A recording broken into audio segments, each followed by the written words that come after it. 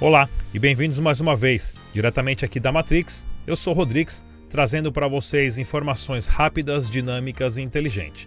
Hoje nós vamos fazer o relançamento do terceiro episódio da nossa série de documentários da Revolução das Criptomoedas, e esse agora foi gravado na Suíça em 2019. Esse foi um projeto do Consulado da Suíça em São Paulo, conhecido como Missão Suíça, de levar empresas, negócios e serviços especialistas de criptomoedas para a Suíça com o objetivo de mostrar tudo que o país tem para oferecer. Por outro lado, enquanto países vinham proibindo e argumentando contra o Bitcoin e as criptomoedas, a Suíça já estava um passo à frente, dizendo: venham para cá, abram as suas empresas aqui com a gente, nós vamos passar toda a documentação necessária com os reguladores para você, empresário, ficar informado, e vamos mostrar também os melhores lugares, empresas, advogados para você se estabelecer aqui.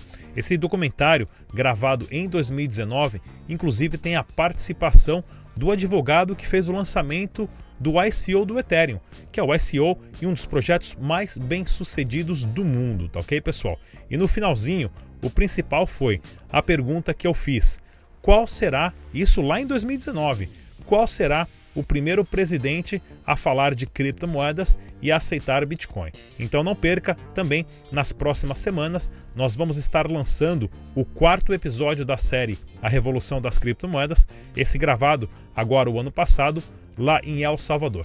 Mais uma vez, para vocês que querem acompanhar, que vêm acompanhando a nossa série de documentário, nós vamos estar organizando também de novo esse ano o Missão Suíça, talvez agora de uma forma particular, onde nós vamos reunir um grupo de empresas, negócios, serviços e pessoas, inclusive advogados e empresários que querem ir lá para a Suíça, onde nós vamos coordenar todo esse projeto.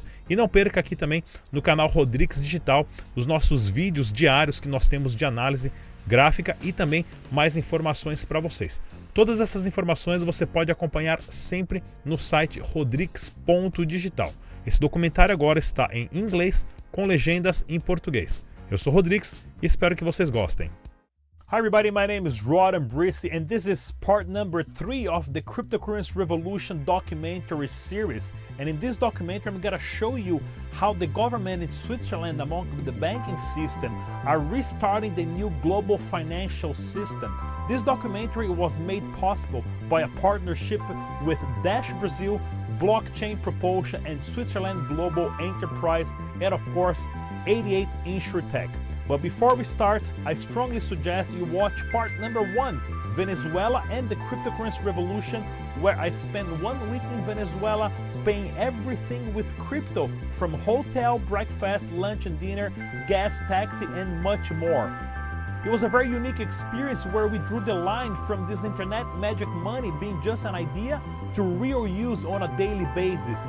Also, make sure you check it out part number 2, Colombia and the Cryptocurrency Revolution, where I spent 1 week in Colombia going door to door with the ground team, showing how mass adoption really takes place, especially with the amount of Venezuelans living and working in Colombia and using crypto to send money back to their families. And now part number 3, Switzerland and the Cryptocurrency Revolution, where I spent 1 week in Switzerland interviewing the toppest players of cryptocurrency in the world, talking about where's the money really coming from. I hope you enjoy.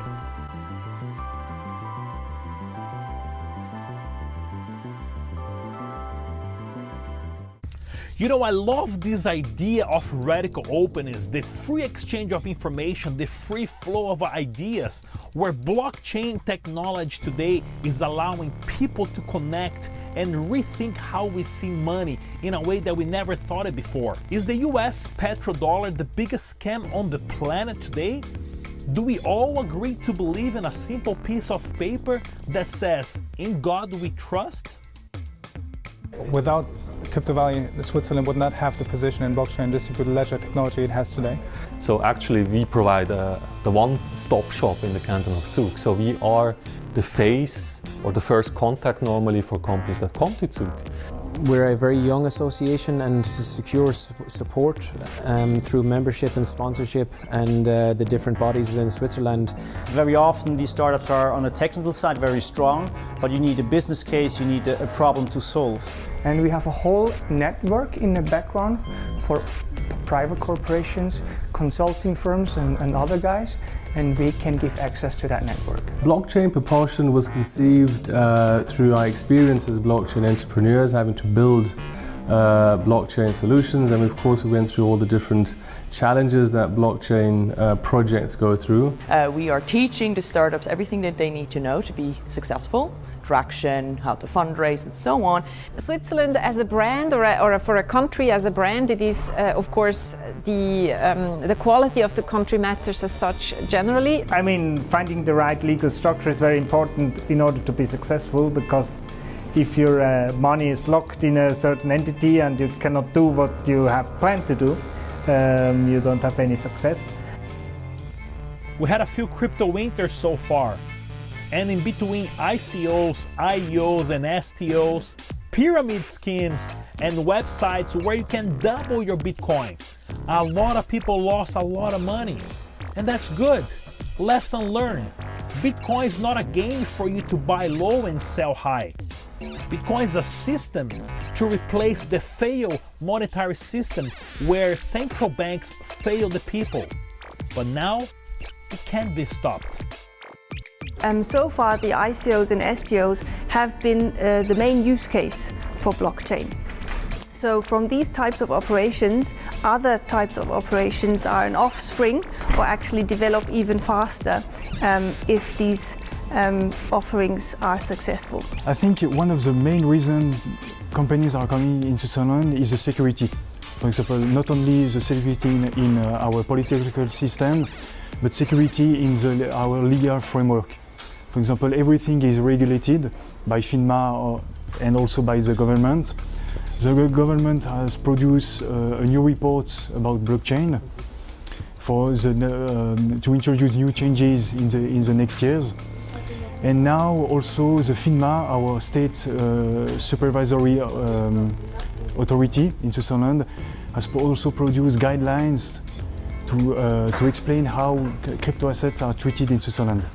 Switzerland is a very important country for DAS and DAS Core Group in particular. There are many contact points between Switzerland and the project. The first one would be the trust. As most people in the community know, DAS Core Group is owned directly by the network, by the masternodes to be more specific, but without needing to disclose who they are. This was achieved through this trust in New Zealand, which is administered from Switzerland, from Geneva. This was a requirement of the New Zealand trust law in order to obtain certain benefits, and Switzerland is a great market for trustees. I think it's incredibly important because crypto lives outside of the borders of one particular country, right? Blockchain is by its nature decentral, and what happens very often is that people get stuck in a very small echo chamber, and they hear the good ideas that seems like good ideas for Switzerland. If we expand that echo chamber from people from Latin America, Canada, Korea, Singapore, Shanghai, Hong Kong, then the echoes become much different, right? The feedback that you get on ideas, business venture capital, how to get things done is really quite different, right? Blockchain space being so varied globally, worldwide, it's important to have these sort of connectors in the industry. And what we do is we design, build, and invest in blockchain. So when people are bringing ideas to us, we're able to take a look at them both from a technological standpoint, an organizational standpoint, and an investment standpoint. And having that amount of reach across the industry allows you to accept more and more project ideas in. Because in Switzerland it's more advanced in terms of regulation. So they have done a framework for the crypto assets and crypto companies as a blockchain companies. You can find only in Switzerland opening of a crypto account with a bank and do the settlement between fiat and crypto. The reason for that is the regulators, which are very welcoming and less burdensome. They actually help the companies to set up a business, whereas for instance, in Germany, where I come from, it's heavily regulated, and they were actually the first ones in Europe the Germans to set up some rules. But they put a pretty high bar. They treat crypto companies like traditional financial companies with all the regulatory burden that comes with it. Switzerland from a historic perspective, always had a huge banking ecosystem.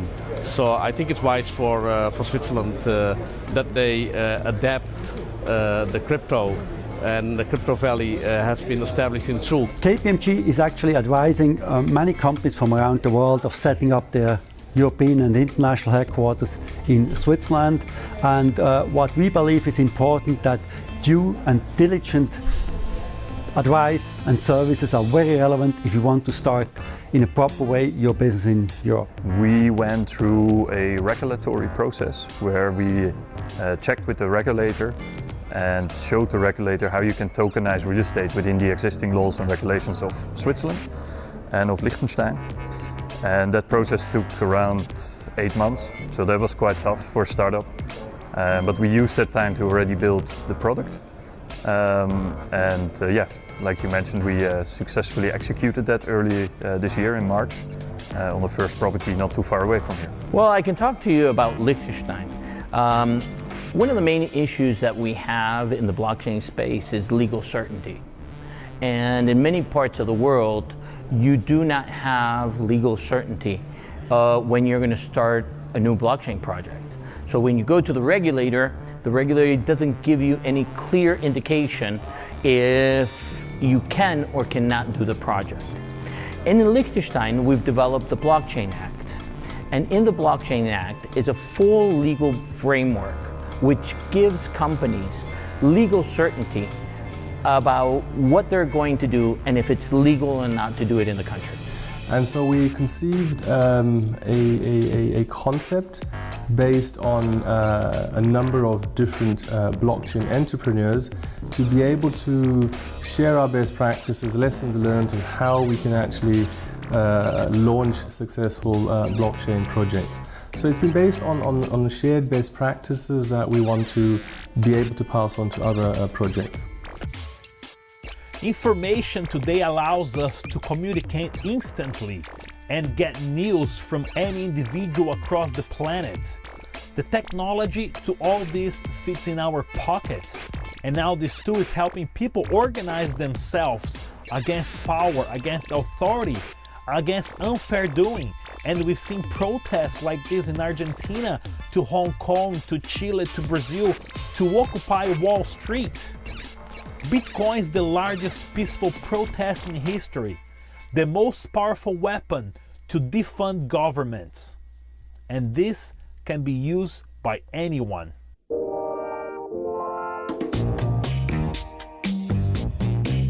Today's technology allows us to communicate and connect with people instantly across any platforms on the other side of the planet. All this can be done via video, text message, or you can always watch a presentation online. But most important, with the Switzerland-Brazilian mission wants to accomplish is to give every single investor or startup company by presenting and connecting them with the most important key players today in Switzerland, from startup, incubators, law firm, and the entire banking system, and extract the best of this opportunity and really immerse themselves into the Switzerland culture. There's no price into having a face-to-face conversation with those people, and doing so, Switzerland will give you the main structure for you to come over and establish your business with confidence, because you have all the proper legal tools to do so.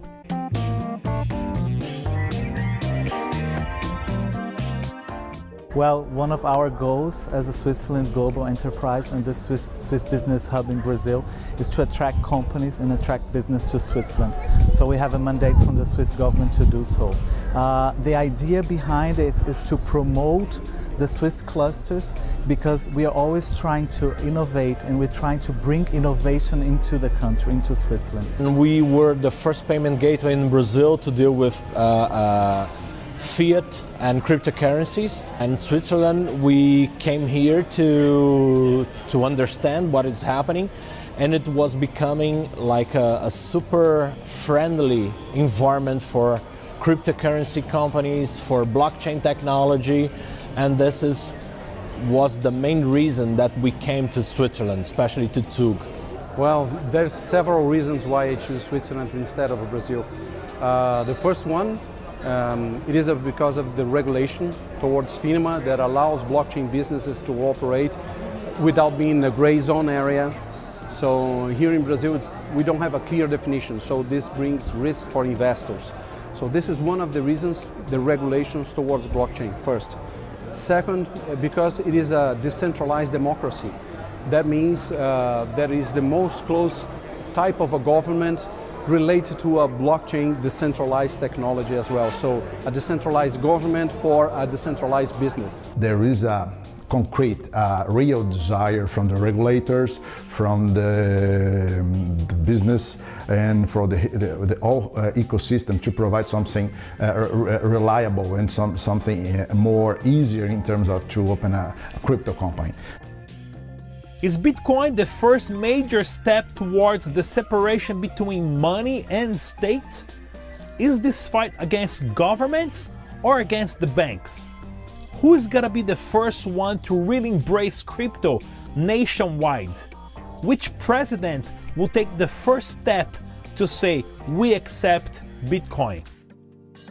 Is because of an extremely proactive regulatory regime that we have in Switzerland, legalizing and legitimatizing the correct and applied use of cryptocurrencies, blockchain applications, decentralized markets, and digital asset custody, right? So I think that if it wasn't for that proactive stance, there would be not very interesting to build businesses here, right? Because you put a lot of passion and things start to happen when people stop talking about it and start doing it. We don't provide actual special benefit or subsidies in order to attract companies.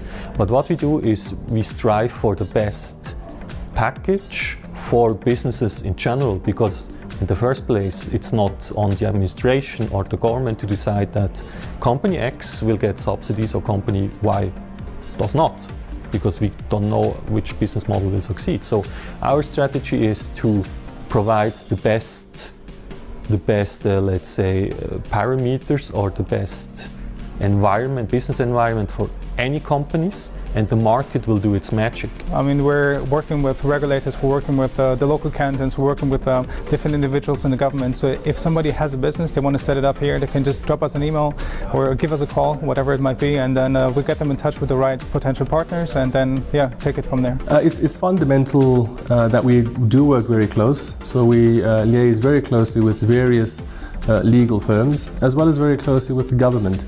So we are trying to operate in a compliant manner, but also sharing those compliance aspects with our startups. So we work very close with those key stakeholders. We work very closely with the cantonal governments in the greater Zurich area predominantly. That's Canton Zug, Zurich, Canton Uri, Canton Schwyz, Canton Aarau, and also Luzern. And also we have the academic bodies that are present in those cantons as well.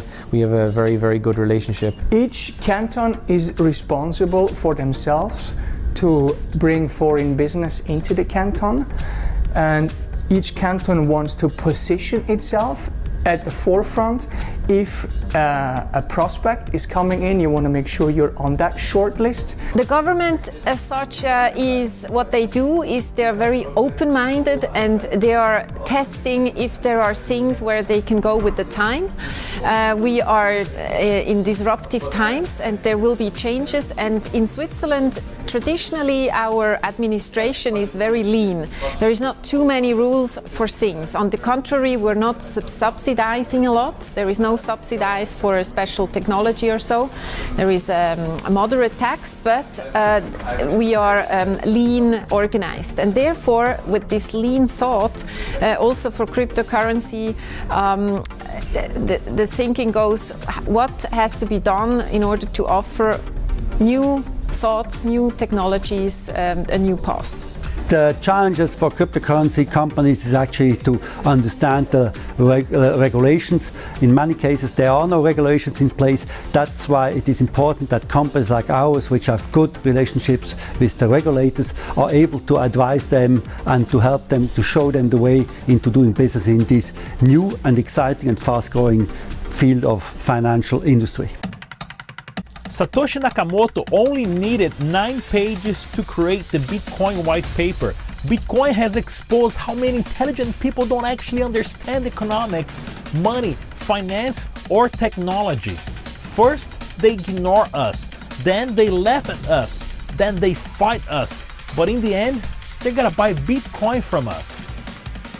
At that time, 2013, a bunch of young guys came to our office. One was Vitalik, Joe Lubin, Charles Hoskinson, Gavin Wood, etc. And they talked about decentralization, and we didn't understand anything actually. But we thought that young guys, they have apparently brilliant ideas, so we tried to understand, we tried to work with them, tried to educate them on the legal frameworks, on some regulatory topics, on some AML topics, in order to come to a legal structure that suits their purpose, but also protects them from doing it wrong and being challenged later on. And what we've learned is a lot about the technology, about decentralization, about decentral aspects of algorithms, of smart contracts, etc. And that was a whole new world to us. And by now, I think we are educated. We could educate the regulator here in Switzerland. And I think that's one of the advantages of Switzerland, that the regulator knows the technology, we know the technology, and we can support the projects in appropriate ways. There have been several working groups on a national level. An outcome of this has been the new DLT law. The law is presumably going to enter into force next year, and there certain adjustments to the existing law on the civil law side, but also on the regulatory side, are going to even further facilitate the enterprises on the blockchain and STO side. So easy to assess the regulator and say, oh, I plan to do that. I want to do that in this way.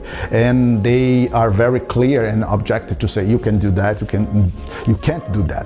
So you can move your business, you can understand the whole thing and prepare your company to be open here. Yes, I would say that it's very important to have a regulator who at least offers commentary, public commentary, as FINMA has done, and then to have the different states in Switzerland, like the state canton of Zug has done, and being proactive in adopting that commentary for business purposes and for commercial usage. So having that type of sponsorship means you also have that type of understanding. You also have a bilateral relationship between the blockchain community here, blockchain propulsion, and the FINMA to go back and forth when we're talking about building relationships with regulators. We don't want to wait till they're at the point of penalization or wait till at the point of prosecution to have that conversation. They want to offer us good advice so that we can get in early into the market, generate those solutions for them, then come back to them in a nice reiterative conversation without the fear of penalization, as we see in other markets such as in the US. Government, when they are incubating and accelerating, actually they will be raising up these new startups and new companies to accelerate the other enterprises and big companies that are being ages inside the market doing nothing to elevate themselves. Well, I think that the main problem is that you see that many countries are losing opportunities for innovation. Blockchain is the next wave of innovation. All those countries that push away these blockchain companies are losing in the innovation wave. And you see, 2 weeks ago I presented at the United Nations, and we presented two cases in blockchain for impact. One was the case of Liechtenstein, and the other of the Marshall Islands. Why? Because the Marshall Islands is the only country in the world to have legal tender as crypto. And Liechtenstein, because it's the only country in the world to have a full legal framework for crypto and blockchain. And you see that the smaller countries are the ones that are making the greatest leaps and bounds, because they are the ones who want to capture that innovation. So what's happening is you want to develop in Brazil, you want to develop in Argentina or in Peru a project. You have no legal certainty if what you're going to do is legal or not. And in Switzerland and in Liechtenstein in particularly, it's very clear. The government is supporting all these businesses because at the end the regulator wants to want to know what's going on in the projects, especially to protect the consumers, the end consumers. So there's a lot of regulations going on in the banking and the financial area, but we also need some regulations in the blockchain space, especially when you look at let's say how are you doing your KYC, know your customer process, the AML, anti-money laundering processes, how are all those things getting captured by all the projects what you're seeing in the market. Switzerland is a very small country and has always put himself in a position of a global player. So the idea is to bring people here to Switzerland, to bring innovation, to bring qualified human resources, to open up companies and make the Swiss environment even more dynamic and innovative. So that the idea of exploring the fintech and blockchain sectors is very important for the Swiss government, because this is one of the sectors that is thriving now, and Switzerland put itself as a safe haven for companies that want to operate in these two sectors here. The support from the government since the beginning, it's priceless. They are always open to talk to you. You can easily reach any person that you would like to speak of. The banks is like another chapter. This is still an issue, but I think it's evolving. Well, there we are treated as a client, totally different what happens in Brazil. So when we arrive there, they try to connect us to the ecosystem, to incubators, to accelerator programs, to potential investors, to the regulator itself. So you can go straight to the regulator, talk to them, and they try to figure out a way for you to operate legally in the country, instead of saying you're banned or this is not allowed, you cannot do it here, like happens here. Regulation here is very clear. The regulator is also willing to negotiate and understand things. They are very well versed in blockchain. There's a lot of projects, companies and associations doing great work here in that space. As a crypto company, as a crypto investment platform, it's pretty new. We don't have a benchmark to follow or a framework. We have to move as the law and the government moves. Recently, more money was printed in one day than the entire Bitcoin's market cap took 10 years to grow. We are having a huge liquidity problem among the banks. We're in a blink of a major recession, if not a depression. How are you preparing yourself for this? Maybe starting with the banking system. In 2018 and even today, it's really hard to find a partner in Switzerland. When you're talking about blockchain in combination with tokenization, a lot of doors remain shut. So we actually went to Liechtenstein, to Bank Frick, for our partnership with the bank. Obviously, because we're in a regulated environment, you need a bank. Everybody always talks about cutting out middlemen, removing banks. That's not going to happen, definitely not in the beginning. So we're very lucky actually that Liechtenstein is so close by and there's a positive environment for startups like us. The positive thing is that the regulator in Switzerland is very approachable, also very knowledgeable about the technology as such, and very open to new business models. So obviously it took quite a lot of time and money to do the rulings in a proper way, together with our legal partner. But nevertheless, 8 months is still quite okay, and I had a very positive experience with the financial regulator. It took less than 24 hours for the European government, central banks, United States government to start screaming about how Facebook cryptocurrency can't and must not work. And this proves how Satoshi Nakamoto was a visionary and since the beginning decided to remain anonymous. But it doesn't matter what governments think or do or try to stop a project. In the next few minutes, another block will be mined. So the next step or the next gear shift will be with regards to larger, more established institutions from the legacy world actually, and moving into the space, investing and buying up different cryptocurrencies or tokens that they deem are of value, and they're providing a good example of use case. What the blockchain will enable in the future is that you can invest in assets which are not investable at the moment, or only on a very high cost. Investors are kind of risk averse, so because they're not familiar with this new asset class, and that's where they're saying, okay, I'd rather invest my money into bonds or into the stock market. That's why we see, for example, those bubbles, or real estate as well. And I think it's just a matter of time until they realize this is a new asset class that we can invest in and diversify. There are only a few reasons why Bitcoin could go to zero, but there are tons of reasons why Bitcoin could go to $1 million, maybe more. And there's no reason why Bitcoin should stay at these current prices. Stop working for paper, people. Cryptocurrencies are the future. How can you, as a startup with a new technology, how can you connect yourself to the traditional market and offer solutions to them and have access that the traditional business will also bring the money to your startup? But that can come from anywhere.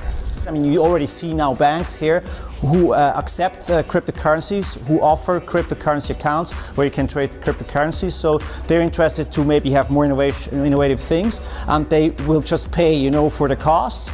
We are also in times of crowdfunding, sharing economy. So I think it's the mass that will decide where bigger money is going to be harvested, basically. You know, just because it's simple, payments isn't free, right? People will go in and are used to touching things with a card. Right behind that, there are several organizations and a $17 trillion industry annualized, and the massive amounts of infrastructure to make all of that work, right? Now, all of that is going into an economy that could be much simpler, much more transparent, right? And it's just, you know, just because we have all these regulations doesn't necessarily mean that we don't have incidents of money laundering, like Danske Bank and some others that have come up very prominently with massive amounts of money laundering over a very long period of time. So I think that what you see is that there are ways that we could do this more inclusively for financial inclusion and at a much lower cost with a lot less friction, right? Less friction means less financial better, more efficient markets, which means more adoption, right? So. Over time, and we already see tendencies, it's also going to come from institutional investors. Given the very low interest rates, at least in Europe. One of the biggest interesting things over here is that we have here money from all parts of the world, and this money is searching for good opportunity. We have an open and friendly relationship with regulators, with tax authorities. So it's not like let's say in the US where they consider you to be a criminal and you have to prove that you're not. Here it's more like open and friendly, and they're very pro-business, and they know that there are questions that are uncertain and they want to clarify it with you in order to get the solution, and I think that's very important. We've gone back to more of a realistic approach, and thereby we do believe the big investments will come into the space again, but I think people have burnt their fingers, so they're much more cautious in how they invest today, where they invest. Well, the big players that we see currently now that is going to fundamentally change blockchain from the last year to now has been the banking industry, financial sector. So that current industry today is about 80% commercial, bank-to-bank transfer, and only 20% retail, individual. The blockchain space is exactly opposite.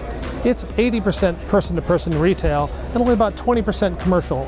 So if you're a bank, has a traditional portfolio of services that's already in an 80% saturated market, and you're looking for anywhere else in the world to launch a service, a community, an exchange, a coin, a tokenization, security token offer, or utility token offer, you look at this and you say, this is the market you want to be in because you have growth, exponential growth opportunity here that you don't have in your traditional portfolio. When security tokens being launched in a way that makes all the investors and institutional investors feel deal secure and see the appreciation and proceeding coming to them in a normal way as they've been receiving it, or maybe better way, then you will see all these transactions will be coming and flowing, and the deals will be flowing as what's happening today, but in a small scale. It will be bigger scale later. If you look at wealth management, right? If you look at family offices are reconsidering where they should put their money in. Is their money making a good dividend or not? With stocks, is stocks volatile or not?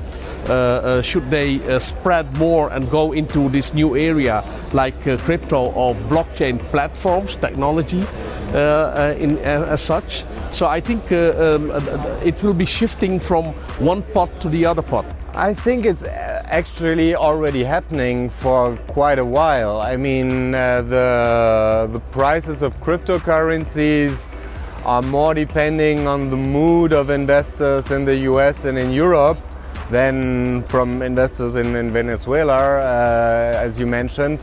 But in the end, it's maybe small dash holders in Venezuela that will profit from institutional investors in Europe.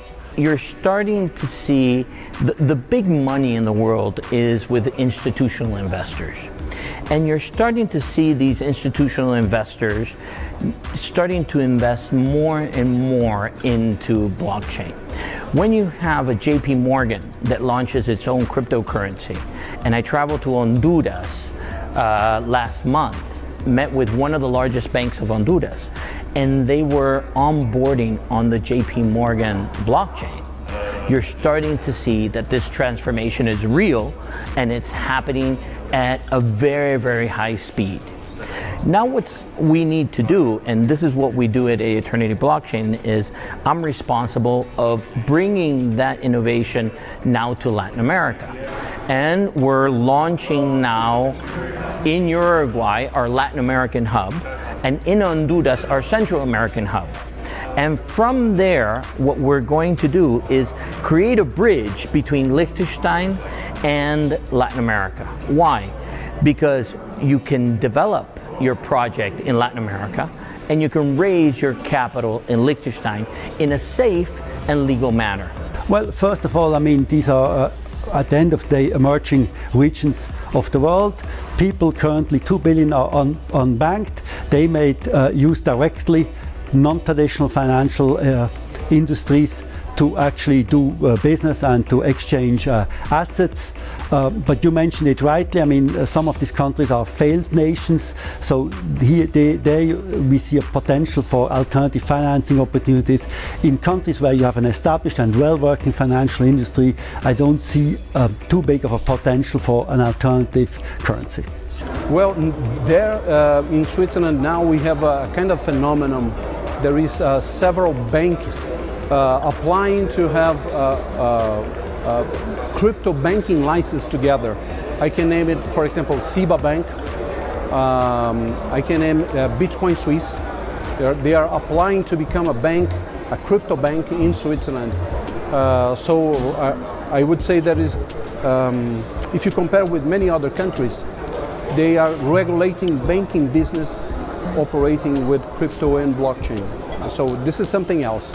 And when you compare with other jurisdictions, for example, we see several initiatives like here in Brazil with XDEX, for example.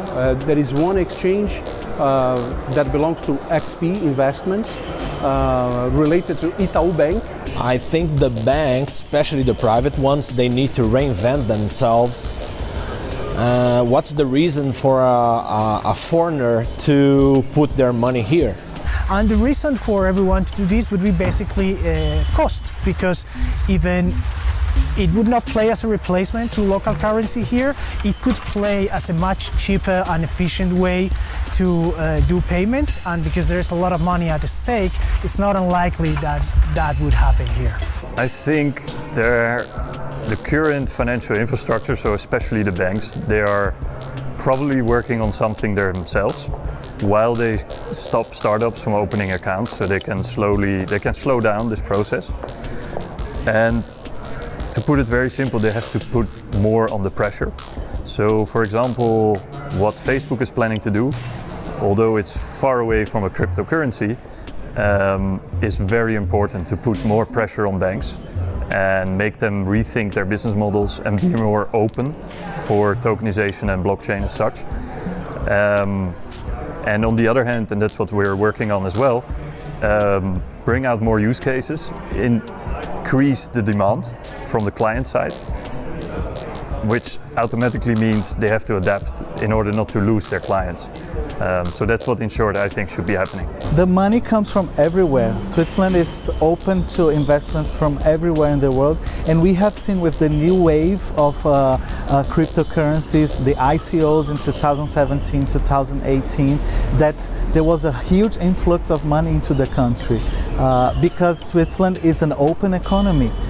We're talking about a country that has almost 40 free trade agreements with different countries apart from the European Union, and there's a free flow of influx of money coming here, and there's a lot of financial services going on. So I think this is, when you said that Switzerland is known for chocolate from big banks, that's an image that we want to change, and we are changing it now because Switzerland is going to become very famous. It's already the leading country regarding blockchain and fintech technologies. Most important, it doesn't matter where you are, who you are, or if you like it or not, or even if you agree or not. Bitcoin doesn't care for you or me. Bitcoin is a system, unstoppable code. And all I can tell you, it's happening. It's happening faster than anybody can possibly imagine. Join us.